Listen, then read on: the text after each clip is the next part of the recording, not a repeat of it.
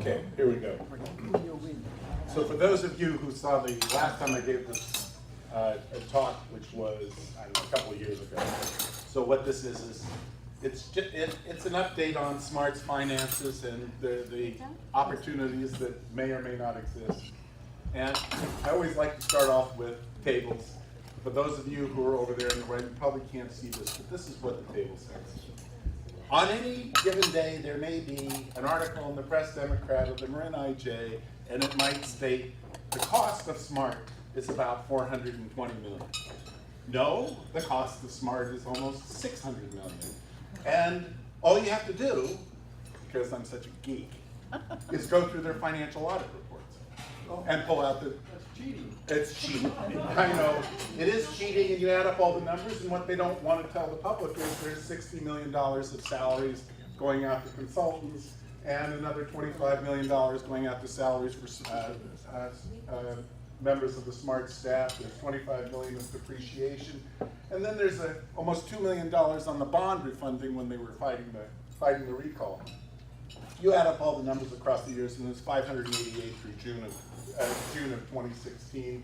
It's easily crossed 600 million now. We're almost done with the fiscal year, and I'll update this table as soon as the financial audit report comes out in this next December. You look at it from a revenue perspective in terms of how much tax money is going into this system over the course of its lifetime until the sales tax expires, and that doesn't just include local sales tax, that includes regional money, R2 money, state money, and federal money, and especially when you throw in the likely $40 million cost that's for the movement of bikini, you add up all this stuff, we'll have spent over $1 billion of tax dollars on this system. That is a lot of money, and so the part of the question is, what's the story? What happened with Smart? And the story really is, as I've said for 10 years, they misled the public. They were told by consultants before they put the tax measure up, they were told by consultants they needed a half-cent sales tax to fund construction and operations of the train, just based on the calculations. They're not that hard to do. And they did a poll, and they didn't have enough to be able to pass a half-cent sales tax, so they took the low road. They went for a quarter-cent sales tax, and they lied about the finances. Nobody believed financial experts who said there isn't enough money to do it, and there wasn't before, there isn't now, and there isn't going to be, as it turns out. And we've been raising many legitimate questions regarding the finances. Their CFO presents information to the board. I look at some of this stuff, I go, well, how would anyone know what they're doing? They don't even segregate out, for example, the difference between the cost of running the trains, which is now going to become particularly relevant, and their capital expenses. But nevertheless, there are huge financial risks that this train system has. I've raised those issues in the press, and, well, they don't want to evaluate them because it's very political, and they've been dug down for almost 10 years. And so the current board is continuing the very process that prior boards did, which is not asking questions, not overseeing what staff does, being criticized by 2 grand juries for not doing their jobs, and ignoring it. One of the things I like to take on as an economist, of course, is because they keep saying it, even though it's not true, and the press repeats it, and who's there to contradict them, which is they say, well, the reason, we can only build that 43 miles instead of the 70 miles we promised the voters was because of the Great Recession. And boy, it really reduced sales taxes. And the answer is, yeah, but that's just one hand clapping there, because there's another side of the balance sheet. It's called its debt. And interest rates, as you know, have come down. Their debt service costs are a huge proportion of their budgets. The cost of construction, because of the high unemployment, the cost of construction per mile were much less than forecast. So, by and large, the Great Recession, there are offsetting effects, and one could get into debates about small numbers here and there. But as a first approximation, the Great Recession is not why we have only a 43-mile rail line. We have a 43-mile rail line because that's all they could ever afford. That's pretty much what the consultants told them in 2005, and it's pretty much true now. So what's true is because of the way train systems work and the economics of how train systems operate. Here's the part they never want to evaluate. You know, it costs money to operate trains. And as they keep getting outside dollars to extend the rail line further, they're then going to have to operate the trains further, and the question is, how much difference is that going to make? Is it going to pay for the operations? And the answer is no, because it doesn't generate enough riders. And so what is true is even with the shortened line, they still won't be able to consistently provide the services touted by board members and opponents, as they will, I'm sure, today when they reveal to the press when the train's going to start up. One of the things I did was a relatively careful evaluation. They have to do every 5 years. They have to do an update to their financial plan, and it's a beauty. It's called rosy scenarios. Let's just make it up. Let's see what we can say. And so the plan is for sales tax revenues forecast for constantly rising sales tax revenues that don't account for 2 recessions, operating expense assumptions that do not increase in real dollars. So all of those people they're paying, their assumption is none of their real wages are going to go up. It's an interesting assumption. Ridership projections contained in the strategic plan are not based on any ridership model that has ever been presented to the public. At one of the recent board meetings where they were setting the fare schedules, Farhad said they had done something like 27 ridership studies, and I sent an email to Gary Phillips saying they've done 2, not 25. If they've done another 23, then they haven't posted to the public because they don't want to receive scrutiny for what their assumptions are, because every time they do post something that does receive public scrutiny, it shows very, very little ridership, as you'll see in a minute when I show you what to qualify for federal funding for the extension to Larkspur, they had to do a ridership model consistent with federal requirements, and what that showed was a $45 million expense to extend the rail line south of San Rafael would generate 131 riders a day. And that was for 2035. And of course, proponents really pretty much, they just want to deny all these ridership models, which we'll get into in a minute. And their financial plan doesn't account for what is referred to as leverage. So let's do a little sales tax revenues mechanics. Here's 25 years of real taxable sales trends in Marin and Sonoma. This is real data published by the State Franchise Tax Board. Smart sales tax revenues are approximately a quarter-cent times taxable sales. And you can see there's been lots of ups and downs, and Marin is smaller, has fewer people buying more things, but fewer people than Sonoma County. You can see the impact of the Great Recession here. And they like to pretend that, oh, nobody knows what sales tax revenues are going to do. There's no, so they hire consultants, and the consultants do very creepy analyses. It's very embarrassing for me as an economist to see what some of the other economists do in this space. It's not that hard. You can decompose smart sales tax revenues into these 4 components. Sales tax revenues grow when the population grows. They grow with real income per person. And inflation matters, what the assumed inflation rate is, and the taxable sales per dollar of personal income in terms of how are people spending the income that they do have, how are they portioning it out on taxable goods. And one can decompose these 2 periods between 1988 and 2001 versus 2001 and 2015, and you can just decompose and say, gee whiz, sales tax revenues grew faster before. Well, first of all, there was faster population growth. We're in the middle of the internet revolution, increasing productivity and real incomes. The inflation rate was higher than the Federal Reserve wanted, but then there's this funny little decline on taxable sales per dollar of personal income. What's that about? You'll see in a second. Then you go to the second period, and you go, well, the reason sales taxes didn't grow as fast was population growth didn't grow as fast, Real income, as a lot of people know, per person didn't grow as fast. The Fed has been pretty much holding to a 2% inflation rate, and one should expect it.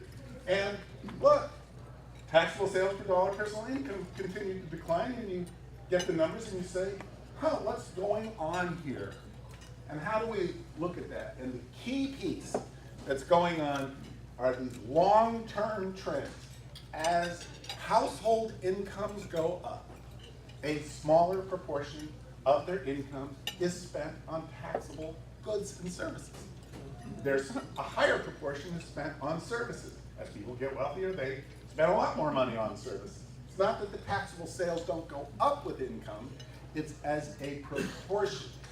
And it's true everywhere. It is true. This is a graph of every county in the 9-county Bay Area. You can see these long-term trends, and what you're witnessing is exactly what you probably know personally. Gee whiz, as your personal income went up, you already had a car, you already had a house, you already had appliances, and so what are you spending your money on? Well, you're spending your money on all kinds of services that may or may not be taxable. And these trends are built into the structure. It has nothing to do with smart. These are built, this is the economic structure of sales tax funding, and that structure has implications for the long-term financial position of this rail agency. So what did they assume? They assumed in their financial plan that sales taxes were going to grow 3% per year. And you say, okay, well, you can't mucky around with inflation. That's really at the responsibility of the Federal Reserve. They've announced a 2% target. They've been pretty good at keeping to a 2% target over a 20-year period, and chances are they're going to continue to. Okay, well, what about these long-term trends here in terms of taxable sales? Heck, if income goes up, those things are going to continue to be negative numbers. Well, maybe they're assuming big population growth. Well, I pulled out, just before I came over here, I pulled out the numbers from the Bay Area plan. These numbers are 0.7% on average for Marin and Sonoma County. You add up the numbers, you don't get close to 3%. That's a rosy scenario. They have built a financial plan based on a sales tax revenue forecast where they will point to a consultant study, they'll post an appendix to their financial analysis. Nobody on the board will ask any questions. I have sent this information to them, they don't care. I'm considered an opponent, and they're not really into listening, but that's one of the reasons why they are in serious trouble. Let's look at it from another perspective. They would put this graph up here, not looking at the past stuff, because that's really based before SMART really passed the sales tax, but it's a quarter-cent times prior taxable sales. And you say, well, it looks like they're really on target. This is their strategic plan. Gee, Mike, what's wrong with that? And the answer is they're not accounting for this. Recessions. There's at least, based on historical averages, 2 recessions in their planning horizon between now and 2029. Absolutely. They'll be lucky if we only have 1 recession. And no kidding. Sales tax revenues go down in recessions. But look, they take a long time to recover because recessions generate a lot of unemployment, people's incomes go down, and they buy less. No kidding. Did they take account of any of this? No, I've written op-eds on this. Has any board member ever said, gee, Aaron McGrath is their CFO, how are you accounting for recessions in your strategic plan? And the answer is, they are not. And in particular, they're claiming they have sufficient reserves. Oh, we believe we have sufficient reserves. They have done no analysis that I've ever seen to suggest they do have sufficient reserves. They do have reserves. Are they sufficient? I kind of doubt it, because 2 things happen in a recession to a transit agency. Their sales tax revenues go down, and their fare revenues go down because fewer people ride the train because they're unemployed. Okay, so we can do some analysis. We can accumulate, gee, what happened in prior recessions regarding what the loss of sales tax revenues potentially is, and you can see that it's entirely dependent on how deep a recession is. And I'm not about to forecast a deep recession or a moderate recession, but it is something a responsible agency that is collecting over $30 million in local taxes would appreciate if they actually considered it. And the answer is they have. So what did their financial plan actually say about recession? You had to dig to find the following sentence.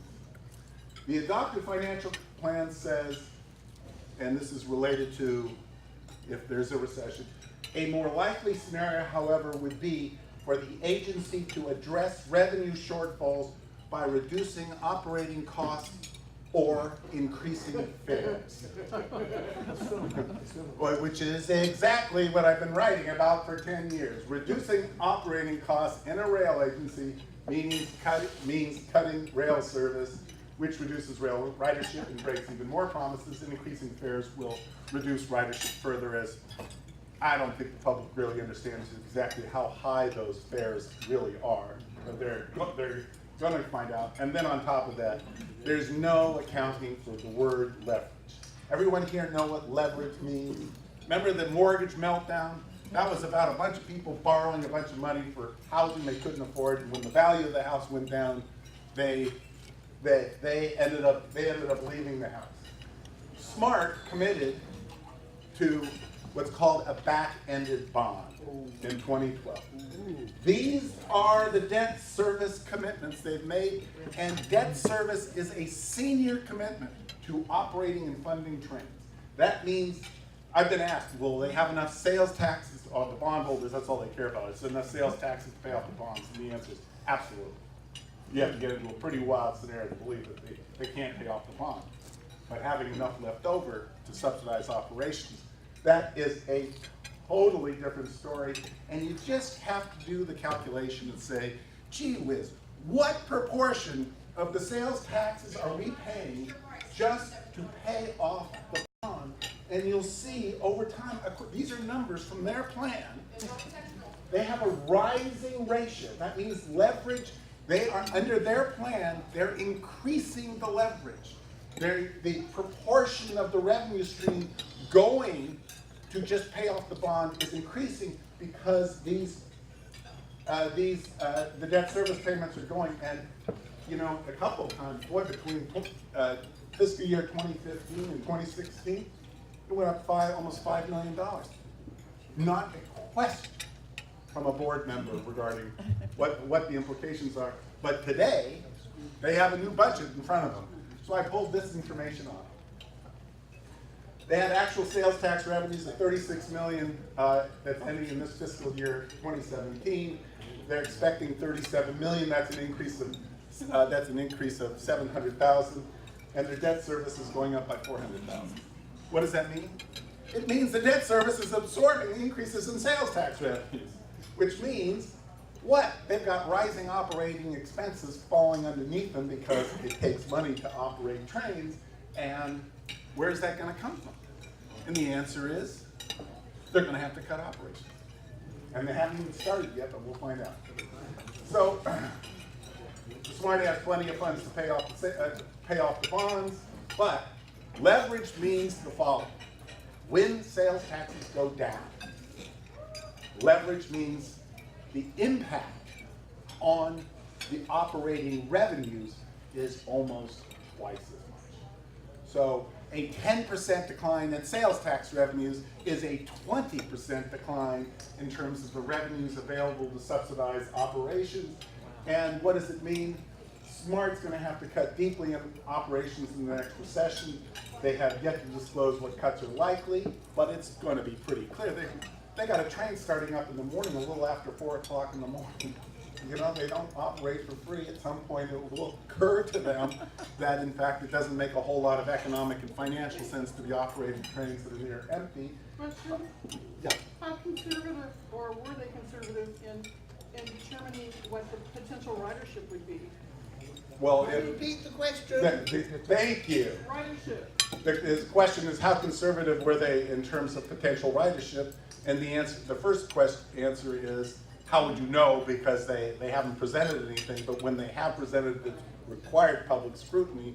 That's, for example, in 2008, where they had the number in the EIR that showed, while they were trying to promote this was going to do something about traffic between Sonoma and Marin, that the train would only take 232 people from Sonoma County into Marin County. That is a theoretically conservative number, but that number was for 2025. We're a long way from 2025. Excuse me, we're going to have a question and answer period following this. Okay. If you could hold your questions until then. Okay. So ridership in a recession, okay, will decline from a triple whammy. Number one, recessions reduce jobs. No question about it. Commuters and peak hour trips that are going to be hammered in a recession. Reduce rail service levels because they're going to have to cut operations, will make riding trains even more inconvenient. And higher fares that they're going to have to raise fares to somehow cover their budget deficits are going to make the trains riding more expensive, all of which leads to even lower ridership, and I assure you they're not going to have a whole heck of a lot. So all of the research, and there's tons of research. There is the co-chair of the campaign in 2006, Joy Dalton. She has a PhD in transportation studies, which she got over at the Institute of Transportation Studies at UC Berkeley. Gee whiz, it would be nice if those guys came over here and explained transportation economics to the public, but they didn't want to get involved. All of the studies indicate the following. The vast majority of riders who are going to ride this train are going to want to drive their cars to a train station and park. SMART has constructed less than 300 parking spots. 4 stations have no parking spots, and of the 300 parking spots, 100 of them are in Hamilton. So you ask yourself the question, where are people going to park? And the answer is, they're assuming people are going to ride their bike or take buses to the SMART stations. They're making claims about bus connectivity, which are crazy. Then there's the question about what are people going to do when they get to the destination station, how are they going to get to their jobs? And if their job is in walking distance from the station, it might be a convenient trip. It's just that we don't have a lot of jobs near stations that people can walk to, and it's one of the reasons why the formal ridership models continue to have very, very, very low ridership. And it is the primary reason. It was the primary reason, it is the primary reason, and it will be the primary reason that SMART's ridership is going to be extraordinarily disappointing. This whole free fare period that they may be initiating for some period of time. People think it's great marketing. Well, it's great marketing when you have a network of transit systems operating and they're providing convenient trips. What people in Marin and Sonoma are going to find out is the reality, which is the trains don't operate very conveniently, they don't have any place to park, and there's no way for them to get from the destination station to their job. And for sure, a lot of these commuters are not going to switch to buses that probably aren't going to serve that many stations in the first place. This is a diagram, which I will explain just very briefly. This is a diagram of what they had posted on their website until a few weeks ago, which was they were promising 7 morning trains, 1 midday train, 7 afternoon trains. And what you see in this diagram is one is just plotting each train. They had 7 trains going. And this is what they had sold the public on until the prior board meeting regarding what was going to happen. And they were going to be using 7 trains. It turns out they're not going to be using 7 trains, and one of the reasons is Farha did not tell the board that because they weren't paying engineers enough, they couldn't recruit enough engineers to operate all the train sets, and so their schedule is constrained by using only 4 train sets. And this is their revised schedule. And I'd just like to point out a couple of things in terms of these. They were promising 30-minute headways right in the middle of the morning commute. They're not 30-minute headways. This is a 90-minute headways. The 2 yellow ones are 60-minute headways. This is the southbound, but the one I really like to show is this one. You miss the train, you work in San Rafael, and you come in from Sonoma County, you miss the 5:30 train going north. You're going to wait an hour and a half for the next train to take you north. That's the current adopted schedule before the SMART board as we speak. These are things the public is only going to find out about it. They're not going to read in the paper. First of all, that not that many people read local newspapers. The reporters, despite my better efforts to get them to say all these things in the stories, don't. They usually just repeat whatever the smart folks want them to repeat. But it's crazy. The public is going to find out that these trains are very inconvenient. There are no parking spaces, and as a matter of fact, there's no way to get from the train stations to where they want to go. And there was this question about ridership models.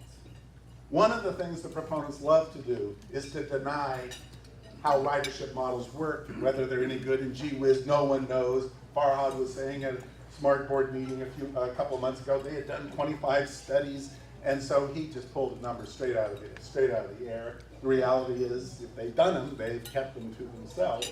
But here are the two numbers that we can actually know. The EIR, which was done by Parsons Brinkerhoff, showed 230 Sonoma County residents would take 7 morning trains to Marin. They had to use a consultant to do their federal environmental assessment for the Larkspur extension. They, not me, they are the ones that said there would be only 131 riders on 15 trains during the day. Now, it turns out to be less than 10 people per train. Yet the FTA was willing to fund it, and this is their appendix, which is proof of that situation. The final deal, which is really probably going to lead to the failure of the sales tax that you read about in today's newspaper, is what is happening in downtown San Rafael. It is a crime. Smart Tracks bisect the Bettini bus transit facility in downtown San Rafael. That's a fact. And I got to say, mea culpa here, I did not realize what the implications of that were, and if our lawyers in 2006 had understood the implications, I assure you there would have been a sequel lawsuit. According to Golden Gate Transit, about 9,000 people a day use the bus transit center. That's people getting on and off buses based on various counts and estimates. Smart proponents sold the public the importance of getting smart to Larkspur in order to connect to the Larkspur Golden Gate Ferry. Oh, this is very important. In the process of proceeding forward with this plan, Smart needed someone else to fund it. No surprise there. It was the collapse of the Green Bay project that provided the opportunity in the middle of the night that TAM could shift the funds from the Green Bay project that was very unpopular and allocate $20 million for Smart. And that's when they went to the FTA to make up the difference, which is now before the FTA. But here's the headline. Smart hasn't gotten the money yet, and they may not get the money. There's a lot of stuff going on in Washington, D.C. regarding capital projects, and this one is not in the favor of the Republican Party. So plans progressed, applications were made, everybody in the process ducked. Absolutely ducked. That's the entire transportation planning infrastructure of Marin County. Golden Gate Transit forgot about, didn't want to raise for political reasons the impacts or minimize the impacts in the environmental analyses on bus transit users, pedestrians, automobile drivers in San Rafael on Highway 101 in central Marin during the peak hours, and the cost and the disruptive impacts of moving Bettini, which is now estimated to be around $40 million. Smart's goal of obtaining federal funding so the rail could be extended south of downtown San Rafael, despite the fact that the ridership models show they aren't going to get a lot of riders. And the status is, it's been included, $22.5 million was included in the federal budget, but the money has not yet been paid. And what can we learn from this? Our local political leaders and transportation staff failed us. Absolutely failed us. Multiple agencies, TAM, Golden Gate Transit. I assure you, the transportation planners in TAM, the MTC, they know what SMART is. They know what the numbers are. They just, for political reasons, went along with the show, and for what? Why did they do this? They are about to screw San Rafael. Their Kate Collin is over there. She is very worried about it, as she ought to be worried about. They know traffic is coming because there are 50,000 cars a day based on their engineering counts using 2 major arteries, 2nd and 3rd Avenue, crossing the train tracks. And when those at-grade crossings come down, I assure you there's going to be traffic impacts. Smart's own model indicated only 131 people would take the trains. Where was everybody? By the time they finally got attention, it was too late. I talked to Golden Gate Transit board members. Oh, no, this was always part of the plan. Oh, yeah, that's a really complicated area. I watched a Marin County Transit board meeting in September 2016, and one of the members of the board, who I'll leave unnamed, actually said, well, I certainly hope this won't impact bus transit users. At that moment, they were talking about parking buses on the city streets of San Rafael because they had nowhere to put them. It is a real shame. And the reality is that come the time for the refunding of the sales tax, I imagine there's going to be a coalition of people, some who are anti-tax, some who really believe that we need to absolutely reform the transportation planning sector of Marin County. They have done us a huge disservice. In the middle of a congested area, they are going to create more congestion. Claiming they're concerned about global warming, the congestion is going to release more gases into the atmosphere than anything that SMART could take, because they're not going to take enough riders. So we are creating a huge problem for thousands of people every workday, right in the middle of the peak hour, right in the middle of a congested area, for 131 riders a day, because politicians lied to the public 10 years ago. I think they're optimistic.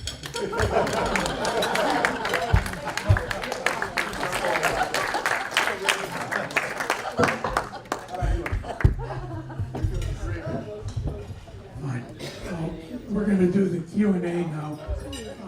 I guess I'll start with Keith here. When you use this microphone, you've got to speak right into it. It's very important. Okay, so I am a train buff, somebody who loves trains. Before I go on with that direction, may I say we have heard the most competent summary of the case against these trains. We really congratulated. He has put a lot of work into that, and you know that. That was not an off-the-cuff speech, and it was very good. So, thank you. Most train buffs don't say that. I want to go on to ask the men a really personal question. Just a minute. Did you have a train set by any chance when you were a child? Would you raise your hands? All of those who had a train set when they were children. Something like a half of you. Is that about right? Get their hands up. Yeah, okay. No, and some of them going. All right, let's let the women in then. All raise your hands who ever had a train set when they were children. Okay, that's quite a number of people. Now, my favorite holidays have been taking the Indian Pacific train from Perth to via Adelaide to Sydney and back, and I've done it 3 times.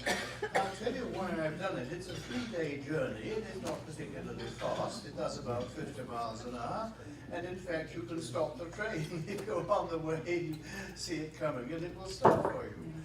But it has no, I know there's a question in there somewhere. It's the best holiday you will ever have, because it's very comfortable. You've got these huge lounges, lovely food, and all you can do on the train is to sleep and to talk to people and to eat. There's nothing else to do, because you haven't got to worry about the view. You've got lots of view around here, very distracting. But they don't. You can go through hundreds of miles of absolutely nothing. There's the Nullarbor Plain, for instance, 200 miles of straight track. Question, please. You get a question on the smart train. My question is this: if you accept, as I do, that people like trains, that they would rather come down from Cloverdale, whatever, to Larkspur Landing on the train than sit in their car with that heavy traffic all the way. If you accept that, then you accept the case for the smart train. I think there was a question in there, but the answer is no, that is not the calculation.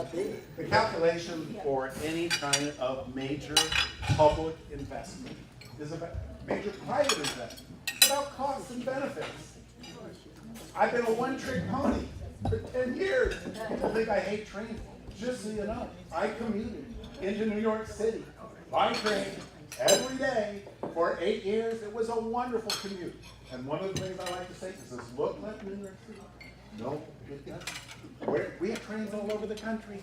Where do the costs and benefits, where do the benefits make sufficient amount of sense to justify the investment of taxpayer dollars? And the answer is, when the train system serves a densely populated area and has stations where people can walk from the stations. We have examples all over the place. 85% of the riders on the BART train are going to or coming from about 4 different stations, UC Berkeley, Oakland, and downtown San Francisco. Because they can walk from the station. It's not in suburbia. It never made any sense. And it's all about costs and benefits. We're going to have to spend $1 billion on this for a few thousand riders. It's ridiculous. All right, next question. I'll be very brief. If you had a magic wand, how would you change the transportation management system in Marin County? You know, luckily I'm not running for anything, and I don't have to defend any particular proposition, so I can tell you exactly what I just lectured on at Dominican University on peak hour transportation in the San Francisco Bay Area.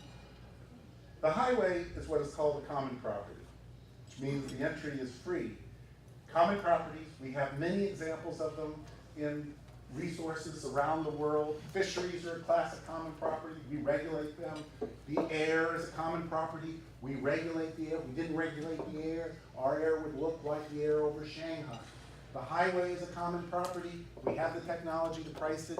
There isn't a good economist in the country that won't tell you that if you want to address peak hour congestion, the way you do it is through a pricing system, because without the pricing system, you're not going to solve it. And the cities that are working on this are in Northern Europe, Stockholm, London, Copenhagen, and they are imposing pricing incentives to try to get people out of their cars, and it is largely working.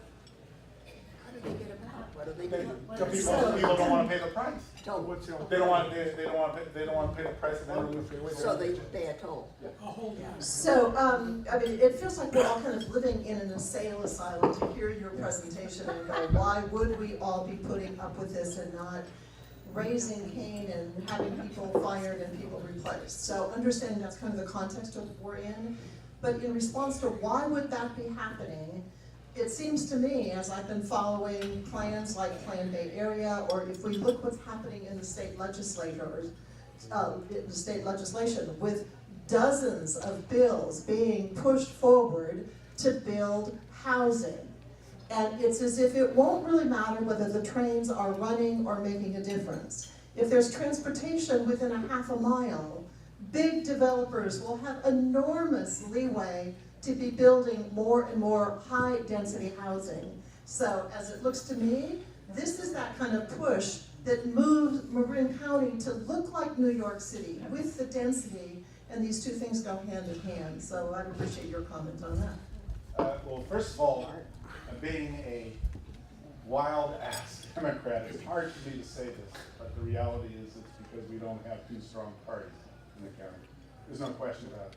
This is a deep blue area. It does a lot of good things. Everybody's on board, and so there is a very weak Republican Party. They would be the party that you would think that would come out against these wasteful expenditures, and they're nowhere to be seen because they're so weak.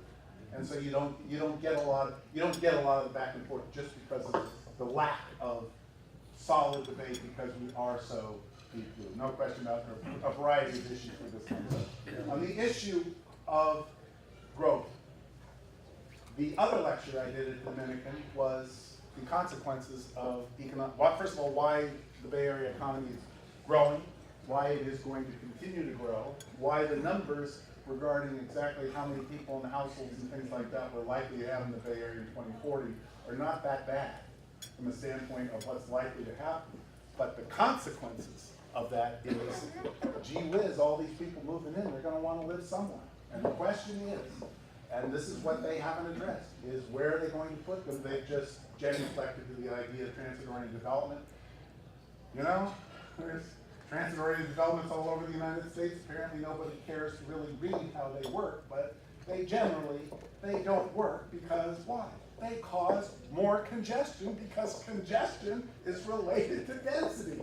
So yes, they get a higher number of people using transit, but they make congestion worse in the vicinity of the transit-oriented development, and that's one of the many reasons that people are fighting it. This is a political issue that is ultimately going to get resolved one way or the other. I can't predict it, but I can tell you what it's about. The economy's growing, the number of households that are going to be required to house the people moving into the area to take the jobs. We're not going to say no to Google. We're not going to say no to Apple. So those people are going to be moving in. A lot of people are going to be moving in to serve them. So those people are coming in here, and the question is, where are they going to live? Plan Bay area says high density housing. We're preserving a lot of open space. We don't have a lot of other places to put it. So what's the obvious location? And the answer is outside the 9 counties. Next question. That's pretty We have a question at this table. That's that. Mike, I'm Jack Nixon, and we have a number of community leaders and community activists in this room.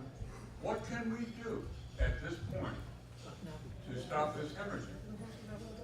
What kind of solutions are there other than to watch it die on the vine of its own accord? There's a couple of things. There's been a reason why I've continued this for it. First of all, the economics of the system interests me just intellectually. I'm very interested in how these things work. And no one else seems to really do the deep dive into the numbers, so I'm willing to do the deep dive into the numbers. But the real reason is because Spark for sure is going to come back and ask for more money. They have to. Or they're going to have to cut deeply into services as soon as the next recession hits. And so what I'm trying to do is just to maintain some level of information out there for the public, so the public realizes that they have been completely conned by the politicians of Marin and Sonoma County. A complete con. They lied to the public. Lillian Haynes lied in the financial, but they didn't believe people who knew more finance than they did. So what is the public to do? You're not going to have the sales tax they do have, but for sure, we need to make sure they don't get any additional money, and then when 2029 comes around, we can talk about trying to kill the system, because it's an incredible boondoggle. But the other thing that's coming up was in today's paper. It's the Transportation Authority of Marin. I was polled, some of you probably were polled, what can we put into this measure that people are willing to vote for? We have to make the bureaucrats pay. The Bettini story is a story that is truly beyond anything that is reasonable. I can see how people like trains. God knows, trains are extraordinarily popular with the public because of what Keith was talking about. But if we want to really do something, we have to make them pay, and the way you make them pay is to take away the revenue.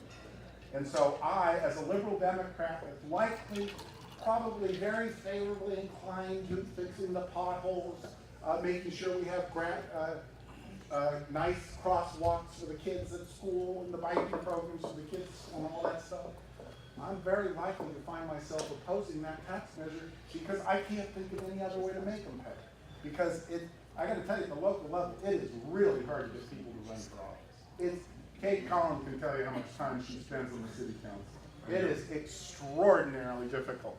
And it's very difficult to get people who are raising kids and have jobs.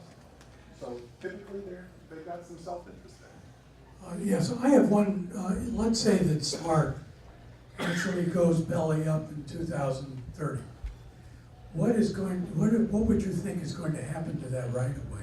Well, let's, first of all, let's receive that. Before Smart goes belly up, you're talking about a refunding, which refunding tax plans have a higher rate of approval from voters because they try to package it. Well, it's not a tax increase, we're just continuing what you've been paying, and it really hasn't been a burden so far, so who cares that you've never used the train, we just keep paying. So there's a high chance in 2028, though Farhad wants to put it on the ballot in 2020 just in case. Okay, but so they'll make the argument, oh, we'll have to sell off the train sets, we'll do all this stuff. and they will actually have to close down the agency, and then the question is what to do with that right of way. And it's a really simple answer. There's another train system that already has rights to that right of way, and you're not going to do anything with it. And that's called the NCRA.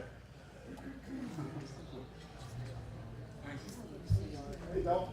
Thanks, Mike. You mentioned Copenhagen and Stockholm and other places where a very important difference exists between them and us, and that is they have one planning agency with the power to implement plans for their whole metropolitan areas.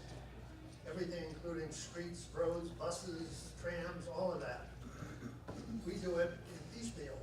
And it strikes me that until you know, if you want to solve the congestion problem, you need to centralize the responsibility and the authority on all of those elements of the transportation scheme. And we're a long way from that here. We got Plan Bay Area, and people just kind of tip their hat to it and go on with whatever the local people want. So I'm asking a question, is there a governance change that's needed here that would create the ability, specifically for SMART, but for other transportation elements, to get done on a, let's say, a countywide basis, really done, rather than leaving it to a lot of individual units? I can talk about some elements of that, but not the longer term elements. The other thing I thought, Bill, you were going to mention the fact that they have a gas tax in Europe that's running about $4 a gallon across most of the country, providing a lot more revenues for their transportation system. And even there, they have to deal with the congestion crisis, which means you can't buy your way out of this. You've got to come up with a different structure. On the issue of consolidating, there, just so you know, in terms of local governments in the United States, there's a census of local governments, including schools, counties, cities, water districts, open space districts. There are 90,000 in the United States. And the consolidation of these it's too far for me to comment on that, but I will comment on what's called the JPA structure. Local governments regularly create what are called JPA structures, and they're very dangerous. They're very dangerous because they give power to state. SMART is a beautiful example of a JPA structure. No one is elected to the SMART board. You're elected to someplace else, and you get appointed to the SMART board. And as a result, the staff runs everything, and there's very little oversight. And even when they get criticized by 2 different county grand juries regarding the lack of oversight, they still don't do it. They don't look at the finances, and it's really, I mean, I don't attend, I watch some of the SMART boards on video. I don't attend them anymore because it's just a waste of time. These are people that sit on city councils. They ask all kinds of questions of their own staff when they're given a budget. All kinds of questions. You get into JPA and everything's, oh, well, we all got to get along. The MTC is a JPA, ABAG is a JPA, and they cause real problems from the standpoint of how they operate. And so the MTC in the Plan Bay Area, what did it do? It came out of a JPA. Why, in God's name, would the MTC allocate $20 million to this stupid tree? Why? They know that these are trained transportation people. They know the train doesn't make any sense. It's just a waste of money. It's just, well, because we got to give something to Marin County, and Steve Kinsey wanted it. And he's the former chairman. So we're a long way from that. A long way down. Hi, Dee Mullen. In your earlier part of your conversation, you talked about the reduction in the sales tax. In those calculations that were made, how much was given to the aging population? Because aging people aren't going to go out and buy a lot of new things. So is that being part of this? In terms of the numbers I put together, I did not account for the differential age distribution and age distribution effects, and surely they are. But I got to tell you, as someone who was co-chair of 2 campaigns in 2006 and 2008, you would think the argument that the sales tax is the most regressive tax we have. It is completely unfair to be taxing people at a higher proportion of their income for something they're never going to use and not benefit from, in order to subsidize a few thousand people to take a train over some principle that, of course, we have to have trains because the real reason, the real push behind the trains is not transportation. The real push behind the trains is in fact DOTs. The crowd that's really for the trains, this is what we gotta do. We gotta save our land, so we're gonna have to build high density housing, and we're gonna have to get people from this high density housing to their jobs, and the way we're gonna do it is trains, and this is part of it. It all began with Peter Calthorpe's study, which, holy fraud. So, Okay, now Fred here. Is there any clue to the future? Hi, Mike, Fred Grange. Mike, back in the beginning, turning the clock way back, there was a railroad right away. Trains weren't running on it at that time, but there was a big dispute as to whether it should be utilized for a train or an express busway. The buses could go off into the neighborhoods, they could get started up much quicker than a train. Train was very limited, buses had lots of options. Why did the buses get defeated? Why was the trains selected over the buses in those days? freight entity. The freight entity had various rights to that track. They weren't going to give it up without pushing out the NCRA.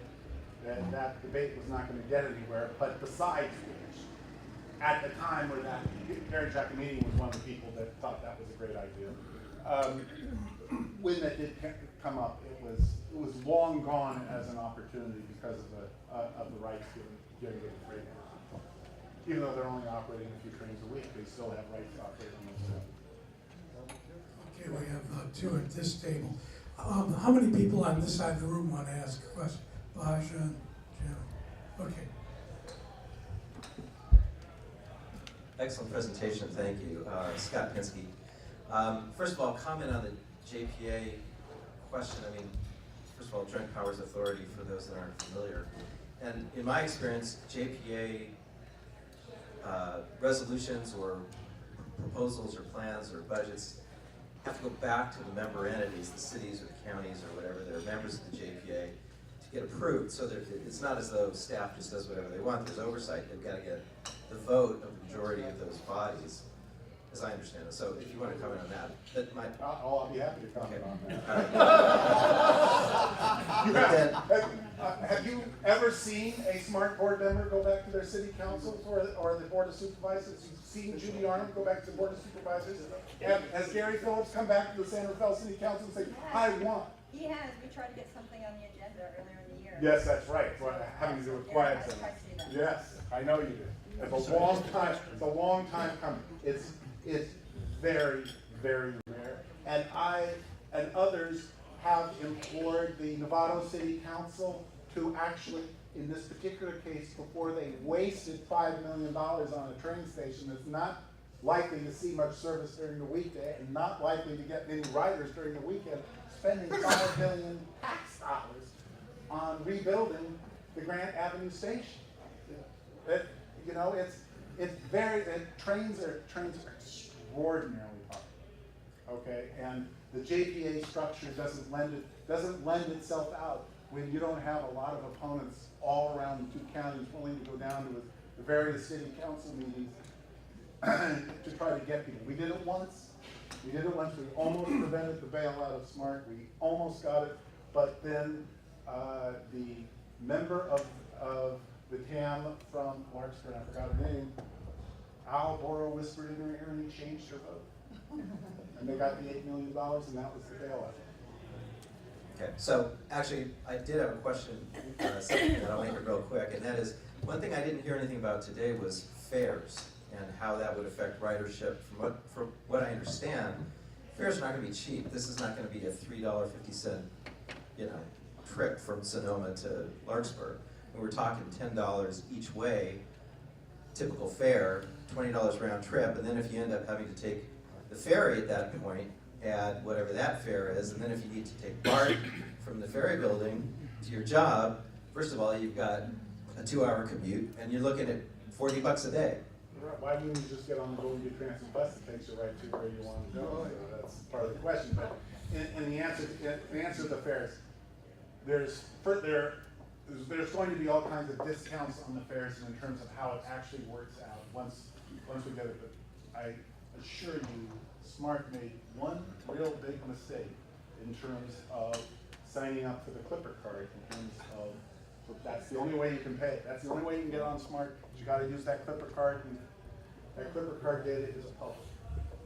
So we are going to be able to get that data without asking Smart, without filing a public request act, and we are going to see exactly what is the ridership, and gee whiz, are there a lot of people from Santa Rosa that are gonna make the $19 trip? And the answer is no, because there aren't a lot of people living in Santa Rosa who work in downtown Centerville. The people who live in Sonoma that work in Marin County live in Loma, based on the census they do. And so there are all these patterns to start considering. When you look at the end of the day, we'll look at them and have a story to tell, and it'll be a while. Okay, you have a question? In another vein, being visionary, how did the ferry start out? It seems to me it started out small, from the Blacksburg, didn't have many riders, didn't have any trips, didn't have a lot. Is this so very atypical when we have something new, like Obamacare, for example, that you have which serves a lot of people? That we have a lot of complexities like this, eventually, like, things, we grow into it, and things, we have something? There are so many false analogies to the SMART train, and this is one of them. The other one you hear about in the politics and blogs, et cetera, is, well, you know, people were opposing the Golden Gate Bridge, and, you know, look at the Golden Gate Bridge now, look at the thousands and thousands of people using it. They said the same thing about the ferry, et cetera. This is it. This is probably the dumbest train system in the United States. There's one in Virginia I've heard about that's even worse, but this is really one of the dumb ones. $1 billion for a few thousand riders a day. It's off the charts in ridiculousness, and the reason why they went for a bond rather than going for federal funding was because they were told by the feds in 2003 that the feds would probably not fund the train because it was so dumb. It didn't take any riders. It's a within suburban, there isn't any within suburban train system in the country that makes any economic sense because there just aren't enough riders to justify the expense to the public for subsidizing. So all the ones that we look at, just look around. Where do they run? Where do they operate? Do they serve a high-density business district? They are spending a fortune to move the King City Transit Terminal next to AT&T Park into downtown San Francisco just to get more people to ride that train north. But on the southbound, as many people that are taking Caltrain, 60,000, it's a pittance compared to the employment levels, and why? How do they feel in Sonoma County? The same as you? They voted for 70%. They hate me. Are you kidding? Oh, that was always the biggest problem we had was, of course, raising money. And the second biggest problem was recruiting people from Sonoma County because they're busy and they have lots of traffic, and they too genuflected to the idea, oh, we got all this traffic on the freeway and we got that rail, and well, gee whiz, we're gonna save a lot of money by building that rail line. And that, I mean, they've been lying to people in Cloverdale. Cloverdale is 30 miles from downtown Santa Rosa. They're still lying to them about providing them train service, and apparently people still believe it. What can I tell you? Okay, Bosch.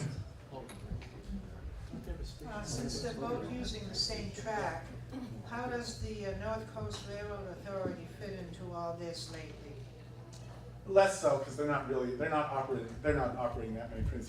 There was much more controversy going on a few years ago, and also they were delivering some of the rail ties to Smart, so they've made some money from that. And because of the buildup of the beer industry in Sonoma, they're getting some service, but there aren't a lot of trains.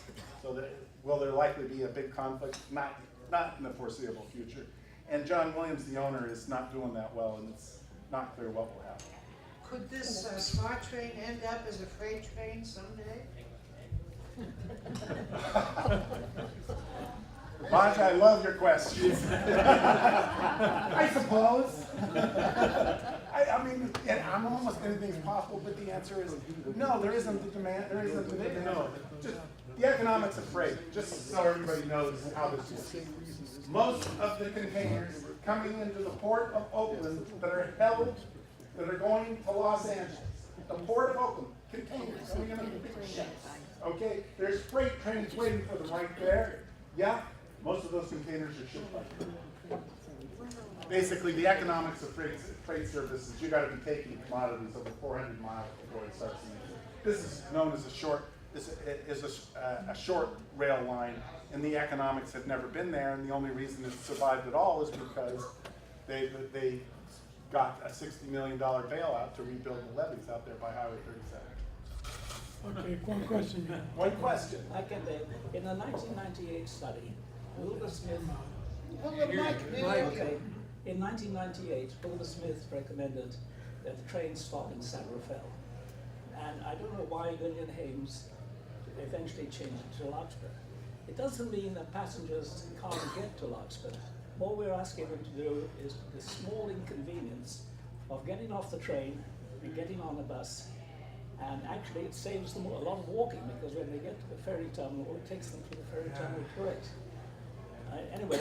It's Ken, as you know, it's complicated. Golden Transit just stopped the bus service because they weren't getting enough people to take the shuttle bus from downtown San Rafael to the ferry terminal. So, you know, first of all, we're gonna find out how many riders actually take the train.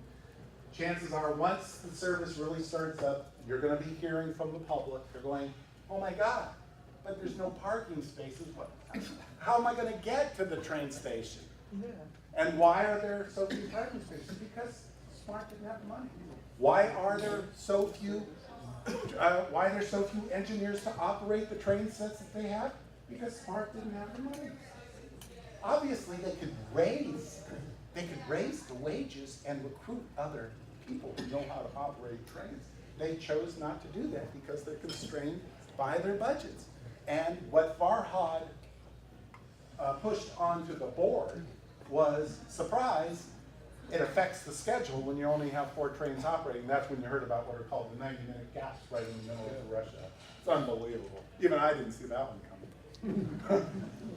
Hey Mike, Jim Phelps. Nice job. Lots of data. I feel your pain.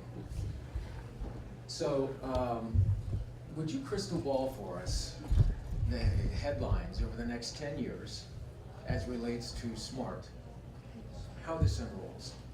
And I know you have a real passion, and it's kind of anti-Smart. Kind of. A lot of people think I'm against trains. No, yeah, I've got problems with the Smart board for sure, but the reality is I'm really an economist at heart. Okay, cool. So for the next 10 years, tell us what the headlines for the IJ says about Smart. Well, Smart ridership is going to be disappointing. There's going to be reports of additional traffic congestion. Are you ready for the traffic congestion coming into downtown San Rafael? Oh my God, that's before they even start crossing 2nd and 3rd. So you're going to hear stories about this. The press and will likely interview people. Gee whiz, why aren't you taking the train? Well, I really wanted to take the train, but I thought it was going to operate blah, blah, blah, blah, blah, but there's no place for me to park. So they're going to hear about all of this stuff and all the noise, and the real question is, what are they going to try to do with that? And the answer is, they're going to say, well, we can't afford all this stuff, but if you want all this stuff, we'll raise your taxes so you can pay for it, and then we can put a second line in there, and then we're not going to strain to these 30-minute or 60-minute headlines. Something I witnessed going to a San Rafael City Council meeting was that they're going to have to actually redo the right-of-way going south from San Rafael to the tunnel, which means the road system that is south of the Matheny Center. Can you comment on that at all? You're talking about the flip, the Francisco flip? Yes. I'm not an expert on the Francisco flip, but I assure you the cable. Yeah, there's a bunch of stuff that they're changing in there, and I'm just not an expert on the exact changes. Jim has one problem. So, is the smart train, Mike, is the smart train going to make it, or is it gonna get to a point where everybody says it's economically infeasible, it's not sustainable economically, and that's the You're end? talking politics. Well, but again, this is one of the headlines that I'm looking for from you in the IJ, and I'm like, does the IJ headline say smart gets to the end of the track? No, I mean, first of all, there are other pots of money, so in the middle of all of this, Smart is likely to qualify for cap and trade funds, et cetera, because the cap and trade people like to give money to trains, so they might extend it a little further, north in terms of capital expenses, so they get a lot of play out of that. The real issue is gonna be when a recession hits. Their finances are very exposed to declines in sales taxes. And is it a moderate recession, is it a big one, is it a small one? All of those things matter. And if it's a moderate to a big one, they're gonna be bleeding, and the question is, what are they gonna do about it? And the answer is, well, they don't have a lot of choice. They're gonna have to cut service and raise fares, which will lead to more yelling and screaming. And the political outcome of that is bifurcated. One says, you see, we told you it was a dumb idea to begin with, and all they want are more sales taxes, and the other side's gonna say, you see, they need more money, and to make this thing a success, we need to fund it with half the sales tax rather than a 1/4 sales tax. And whether or not they're able to get that, I don't know, but I can tell you that TAM piece that you read about in this morning's paper is tied to what Farhad wants to do with the refunding measure for the smart tax. They want to put it on the ballot in the next presidential election. And they want several times to do it because they're worried they won't get it. Okay, Doris, you are waiting. I'd like to get back to downtown San Rafael. I went before Gary Phillip and the council 3 years ago because I'd done a little study, and that the traffic was then at I found out from actually on the web and from the San Rafael city manager that we were then currently at an E. And in looking at the original agreement, San Rafael said, it goes through the alphabet, and E is a stop, D is a stop go, and E is a stop and wait. Right. So, in the original agreement, San Rafael said a D would be acceptable. When I talked to the city manager, she said, well, we're currently at an E. So this is a good 3 years ago. So I went before the council with Gary at the top and said, you know, I lived here all my life. Northwestern Pacific was a terrible problem. This is going to be a terrible problem. Is there any chance that they could move the station to another spot? Because at that point, the transit center was having 5,000 people a day. It's now getting 8,000. 9. So 9 was the official number. he just out and out said, no, we can't move the station. It's got a lot to do about a property. It's owned by Northwestern Pacific, blah, blah, blah, blah, blah, blah. And nothing happened. And it just, it's a mystery that even a kindergartner would say, this can't happen. It's a mystery, and it's wrapped in potential political consequences. And the political consequences are going to be, you know, no matter what the models say, okay, at the end of the day, we're going to observe an increase in traffic in downtown San Rafael associated with this. The San Rafael City Council, in the middle of that, is going to be trying to make decisions about where to relocate the Patini Center. Meanwhile, the NTC is thinking about putting $35 or $40 million into the RM3 bill in order to fund the movement of the Patini Center. Okay, in the middle of all of this, people are going to get angry and angrier, and the question is, will they hold current politicians responsible? Absolutely. Will people emerge to run for office who will come out and say, this is ridiculous? We look for politicians to come out. Yeah, there were politicians that were willing to tell us privately they thought the SMART plan was a total boondoggle.